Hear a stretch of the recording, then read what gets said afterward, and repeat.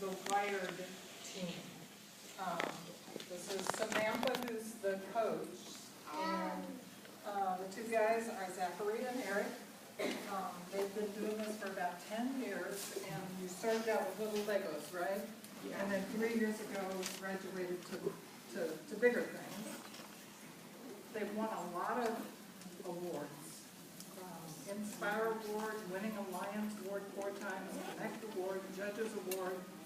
I might mention that Samantha is a homeschooling mom with no engineering degree.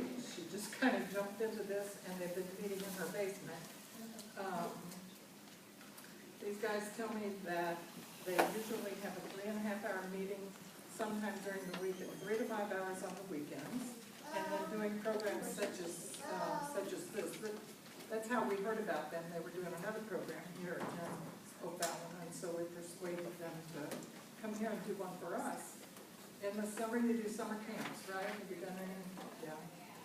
And that kind of gets the younger kids involved and raises a little bit of money for their team. They've got 3 team members who have left them and gone on to college, so these guys are running that thing out.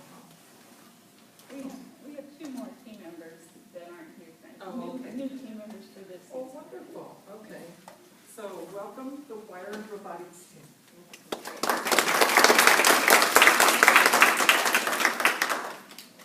Yeah, like you said, I'm Zachary. I'm actually one of the kids that graduated last year. I'm just helping out and representing. I'm actually mentoring the team this year. But we started, 10 years ago, I started with Lego Robotics. That's basically these little guys. They're robots built out of Legos to complete a challenge. It's announced every year. I don't remember what time, it's been a long time. And you build a program to complete the challenges on a 4x8 table. There's no instructions, no, well, there's rules, but you can only use 3 motors. There's multiple sensors, one of the brain. But basically you just design anything that you can come up with to complete the challenge, build it, test it, find out there's a better way, start it over again, and then program it and compete in the competition. After we graduated, or when we got older, we started doing what they call FTC, and that's this guy right here. Basically, FTC, it stands for First Tech Challenge, whereas that's the first Lego League. And it started in 2000.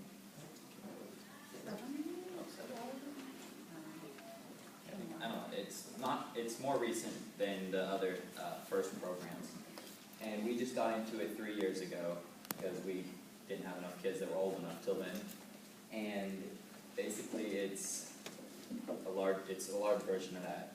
We get September, so coming up pretty soon, they'll get a new challenge with a whole new field, and they'll have to come up with whatever they can to complete the goals, the tasks on the field. We get a kit of parts that is just lots of steel channels like these. There's steel channel, steel channel, aluminum, screws, bolts, angles, and then motors, wheels, gears, and we have to build whatever we want. Then if we can't come up with these parts, if we can't You want specialized parts. yeah, if we can't make what we want with these parts, then we get in CAD software, computer-aided drafting, and draw up whatever we can come up with, and then make it either out of, well, not whatever we can come up with, but we got to draw up and come up with our own ideas to make our own parts, and then we custom fabricate them. Part of the competition that they do, it's all different parts. Part of it is you can win awards for designing your robot in CAD, and but also like that channel with the circles, the big channel. This here's a good picture.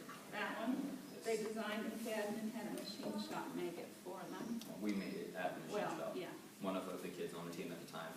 His grandpa owned a machine shop, so he let them come and learn to do that and work on that. So that's another part they learn to do is design with CAD software. Yeah, you can't just, or we don't just take parts or an instruction book or anything. It's all what we can come up with our heads. And if you see, this is our robot. Every year, you start over, start from scratch. You may take what you take, obviously you take what you learned, what was better and worse, go from there. And then but if you like look at this compared to another team's robot that did as good or better than us, it will be totally different. And it may do the same things, but they just look so different. But you can see they have like the metal basket in front, and then they have plexiglass that they bend and make things, so that they use plexiglass and sheet metal, and they'll bend it and make new things that they want. In the design process, we don't just start with working with steel, just because it's expensive to work with steel. We can't afford to buy lots of just scrap steel to play with. So we start off with cardboard, hot glue, plastic we find, what else? Paper, something else. Scrap metal. Oh, we've got little metal slats that we have a lot of. So we play with those, and we start just shaping things out. I don't think we actually have that, but that's how we start everything, because it will get expensive if you just cut all kinds of metal. I don't know, remember how much the metal costs. It's been a while for like just one channel. This channel is probably about Like 16. Yeah, most of it's aluminum, more expensive Or than aluminum, regular yeah. steel. The robot has, can have 8 motors, 8 of a certain type of motor. It can have, ours has 2 servos, which a servo does what? There's a motor, 12 volt, or the whole system runs on a 12 volt battery, and they're motor controllers that control up to 8 motors. They're 12 volt geared motors. I don't know the specs on them. And then also we can use servo motors, which is what this runs off of. It's a very small, low powered motor that's very precise. So we use it like for precision, or for this. It runs to a specific spot, and we can program it a lot easier for details. Whereas the large motors go fast and have a lot of torque. They work for driving and high demand situations. Also, we are allowed to use Lego motor. Anything in the Lego robots, we can use all of that. It's just Lego and plastic and small, so it's not very used. As you can see here is the brain, and that's the same Lego brain that we use in Lego robotics. It's just not used, it's only used as the brain though. We don't run everything off of it. There's a separate 12 volt battery pack and motor controllers. The kids have to build it, they also have to wire it, and then they have to program it. And then you see the remote, still drive it here once you get set. They have to program each button. Just tell this button to do this, and this button, you know, what button's gonna dump blocks, what button's gonna do this, and they have to program it to do that. They don't come with a remote that just does whatever. They have to do We that. program in a C-based language. It's called Robot C, but you can just run straight C code on it.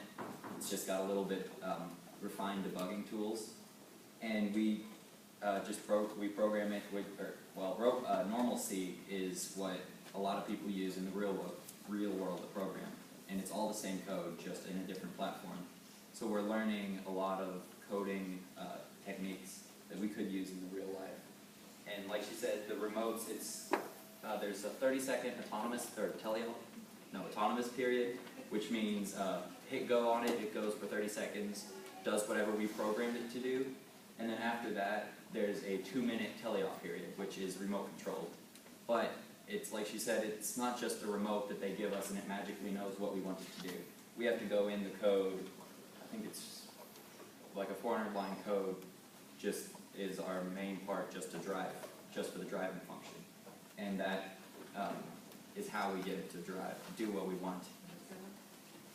The robot talks to the computer, it's got the Wi-Fi router, so it talks to the computer through that, so that it's wireless.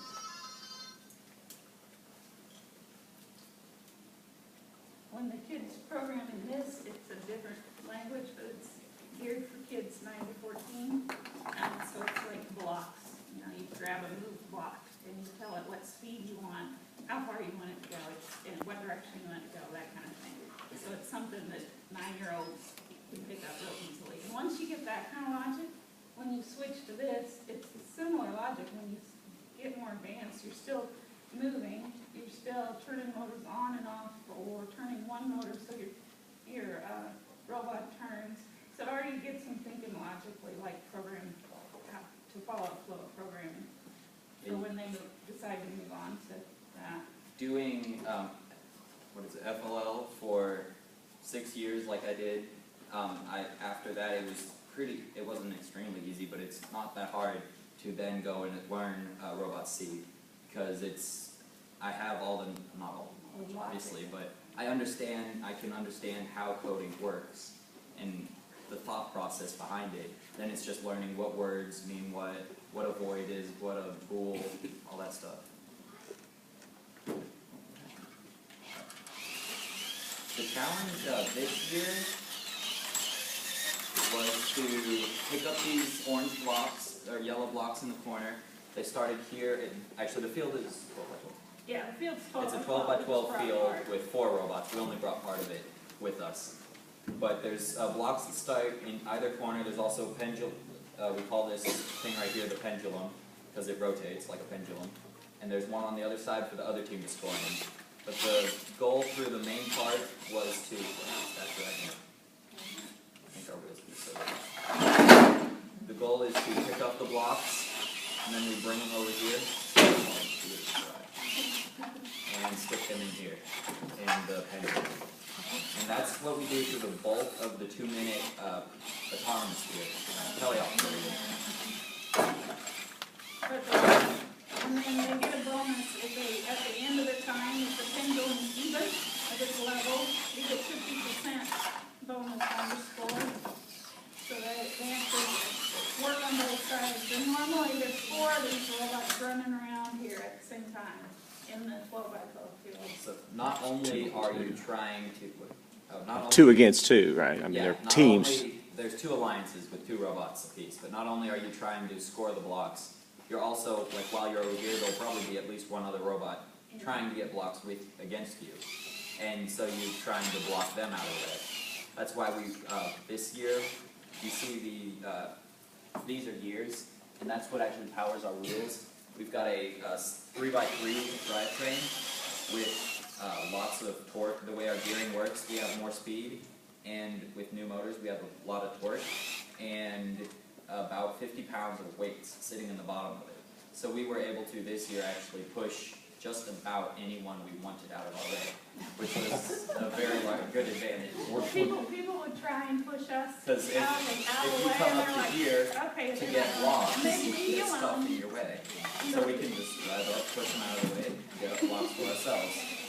We actually, one of the coaches after a match that was against us came up and told us it was like a robot was on steroids, just because it was so much faster and more powerful than the robots there. There's something wrong with our wheels though. Then, hit the arms. In the last 30 seconds of the game is called the end game. And there's a little bit different stuff that you can do. Normally in that corner and this corner, there would be flags and with, PVC knob. yeah, basically, a PVC knob that would stick out, and we drive them linked up to it, and the thing up here, we call it our blender, just because it normally spins really fast, and that spins it and raises the flag, and then we would come around, and the goal is to hang on this bar. Playing what? Nope. And it's actually, it will lift itself up, all 50 pounds of it. And that was in the last 30 seconds. Yeah, in you the last couldn't do that. 30 seconds. And sometimes there'd be all 4 robots hanging there, which Yeah, is since there's really awesome. 4 robots on the field, it's 50 points to hang, but if you can do it with your alliance, or I should say, each half of this, we're only allowed to operate on this half during the end game. If we touch over here, we get a penalty. So us and our alliance have to link. I should have done it with the remote, but we can link up here and then pull back out of the way and let them grab on, and then we both lift up at the same time. And then if we can do it, if our opponents do it too, there may be 4 robots hanging there at the end of the match, which is pretty cool.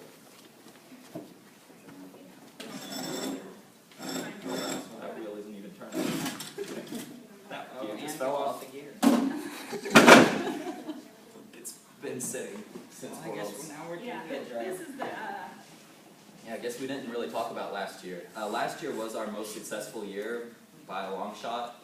Normally they have regional competitions.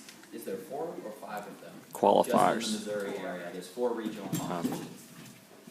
Basically, if you go, every team has to go to a regional, and there's a judging criteria of these awards move you on to the state competition, which is held at Missouri S&T down in Rolla. And we have made it there every year. We expected to get there, and then this year they announced also a super regional, which is between the state competition and then a world competition. So our goal of the year was to get to the super regionals, which was in Iowa. It was a 3-day event. We thought it'd be really cool to get there. And when we got there, we were pretty excited. And after seeing a lot of the other robots, we thought we may actually do pretty good down there. And turned out we made it into for our division, we were in the finals, lost to another team, and ended up advancing to the world competition in the Edward Jones Dome in March. Right? April. I think it's April, yeah. April, yeah. But we were pretty excited to get there because I think it's the top 2% of teams around the world make it to the Jones Dome to compete.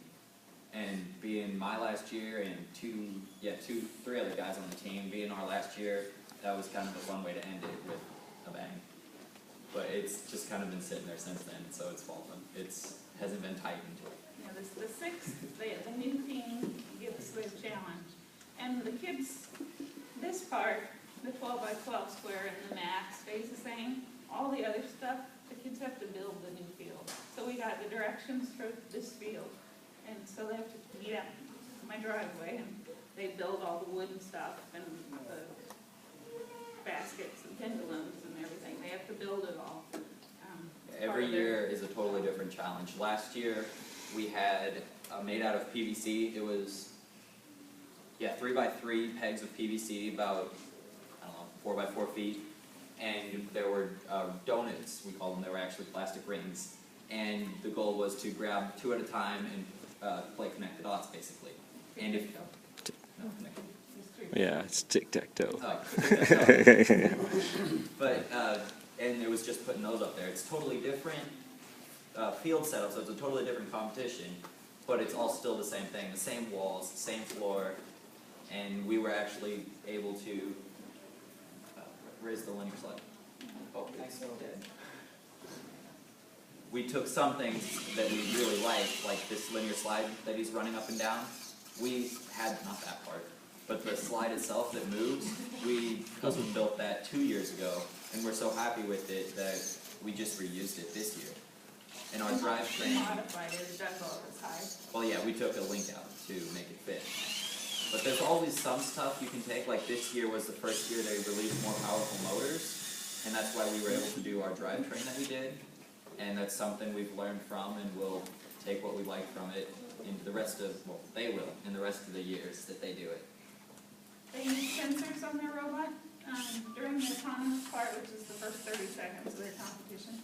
There's an IR beacon hanging under IR means infrared. infrared beacon hanging under these baskets. And so the robot has an infrared sensor, and so your program is designed to find which basket it's under and put a block in there. But it's all autonomous. They're not driving it during that. So they use these eyeballs on the backside driving out the other way. My wheels with only one motor, I've got low. The eyeballs on the Sure. backside Down down at the low. bottom, there's no eyes. Those see distance. And they use that during the autonomous so that they could know how close they were to this wall before turning and going and parking up there, because that's where you're supposed to park at the end of the 30 seconds. So they use different sensors. It's also a touch sensor, which is a pretty basic. It's either touched or it's not. Then there's, last year we used a magnetic sensor, or no, 2 years ago we used a magnetic sensor because there were bracket balls and some of them had magnets in them. And you did different stuff with magnets, and you couldn't tell which ones had the magnets in them though. So we just have a magnet sensor, and it can tell how much power, well, it reads out a value telling you how strong a magnetic field it senses. And we're able to use that in our code to do whatever we wanted to do with it. We just had it turn on a LED, I believe, told us we had a magnet ball. Do you have any questions around? many hours of testing and verification did you have to do to get it right? We're not there yet. We working. started meetings in September and had meetings through the end of March and the beginning of April, the end of April it They says first maybe. competed, the first competition, regional, was the beginning of November. For that competition, we had no lift. Yeah, We pushed the blocks, because you can push them under the baskets and get points. you get 1 We point under the hang. baskets, 3 points in the baskets. We hang. ran out of time And we before the pushed. first competition, before the first regional. We decided it wasn't worth trying to get lots of stuff done. We decided to focus our efforts on hanging because that was worth 50 points and we thought it was our best bet at doing good in the competition. So we focused on hanging and doing the flag, raising the flag, Raising the flag, yeah. and actually did pretty well because we were able to do those two things well. After that competition, we went in and decided to change our mechanism for manipulating blocks because we were kind of going too advanced, doing it too difficult. Yeah, it was a hard way that they were doing it, and they're like, you know, we can just reuse this idea from last year. So they kind of, at each regional, they kind of built Between on it every and added